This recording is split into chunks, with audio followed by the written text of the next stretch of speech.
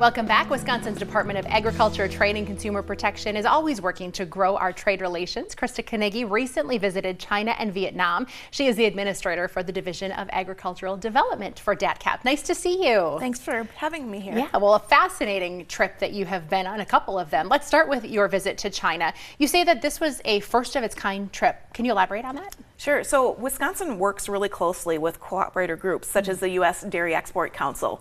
And the U.S. Dairy Export Council coordinated this trip. We brought some companies along, and really it's since the pandemic, many of these companies have not been in country to meet face to face with some of the buyers. So it's really unique and a great opportunity to have those one-on-one meetings. I thought it was interesting. You sent a photo of you in a supermarket and there's a display of Wisconsin cheese. Is there recognition about the quality of the products that we send over there? In fact, yes.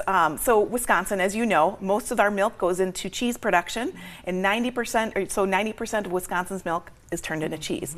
90% of that cheese is exported around the world, and Wisconsin is known for its high quality and good products, and the rest of the world is looking to increase, as they're looking to increase their protein needs, they're looking to Wisconsin, and so China is definitely a key market that we're looking at. Talk a bit about some of those companies that attended the trip with you. A lot of them headquartered in Wisconsin. Yes, we had several Wisconsin companies that were a part of the trip, and they were doing business to business meetings, and we also brought people from the Center for Dairy Research.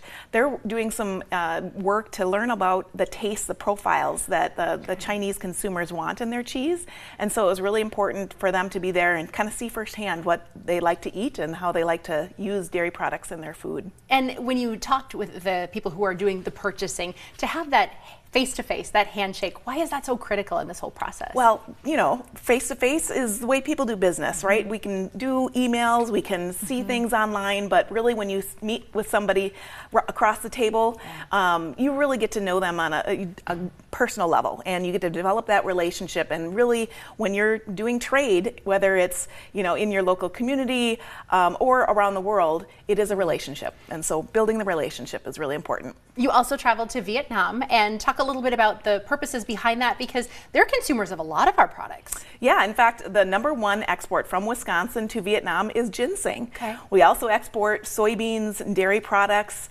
and wood products as well. So, you know, think about Wisconsin having a large forested landmass. We send raw products to Vietnam, they turn them into furniture, and one of our #1 exports from Vietnam is wood products back, so as well as coffee and tea. Sure, so we're kind of working together on that process. I also understand that beef is becoming a bigger market there. You said the middle class is changing a bit in Vietnam. Yeah, and they're looking to increase protein consumption, right? And they're looking for good quality products. Wisconsin is really good at raising quality beef, dairy products, vegetables, crops, and so there's a good relationship back and forth. I hear they were also interested in genetics research that we've been doing. How are they putting that to work in Vietnam? Yeah, Wisconsin is a #1 producer of genetics for animals.